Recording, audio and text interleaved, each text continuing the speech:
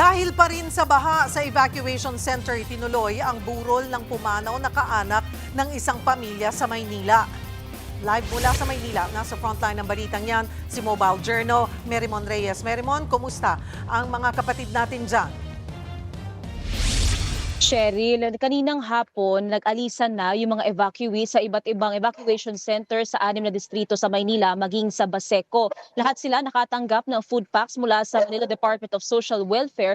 At ang nakita nga lang din natin kanina sa isa sa mga evacuation center, particular doon sa Antonio Regidor Elementary School sa may Santa Cruz, Maynila, mayroong kabaong na ipinwesto muna doon dahil aabutin na raw na mabilis na tumataas na tubig baha yung kuryente, yung linya nito na nakakabit dito sa kabaong. Aabot na raw ng lagpas tuhod, kaya kinailangan nilang magtulungan na ilipat mula sa isang bahagi ng kanilang eskinita nila Erica Agustin etong burol ng kanyang ama punta dito sa evacuation center. Buong araw hindi ganun kalakas yung buhos ng ulan at humupa rin ang tubig baha sa iba't ibang bahagi ng Maynila, pero hindi naging ligtas ang Kamaynilaan sa naging pagtaas naman ng tubig baha nitong mga lumipas na araw. Nilalangoy na ng mga residenteng yan sa Caloocan ang lampas taong baha bunsod ng maghapong ulan. Sa video ng content creator na si Ninong Chicken, halos malubog ang La Purisima Conception Chapel. Dahil rumaragasa ang baha, patuloy pa ang malakas na ulan. Gumamit na sila ng lubid para ligtas na marating ang mga stranded na residente sa looban. Dito, isinakay nila ang mga bata at matatanda sa rescue boat. Ang isa pang inilikas, ang imahe ng Poong Jesus Nazareno.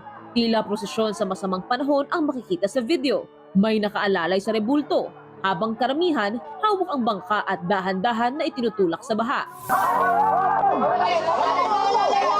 Maya-maya, bigla na lang kumanta ang mga rescuer na siya ring deboto ng Poon.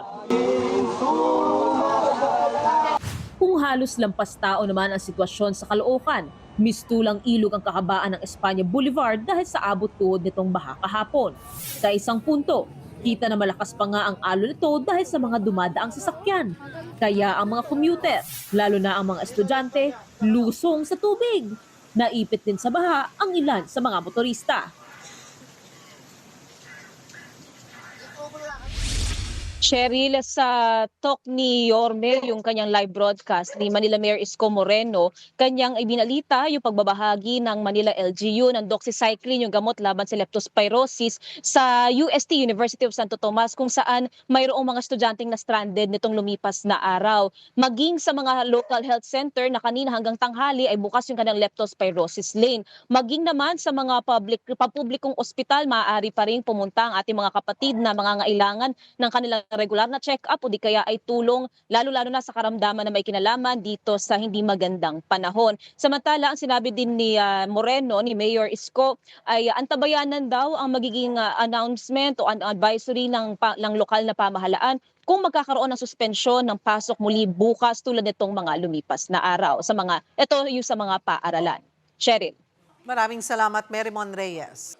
Mga kapatid, Cheryl Cosim po. Maging maalam at may pakialam sa mga napapanahong issue at headlines. Mag-follow at mag-subscribe na sa social media pages ng News 5.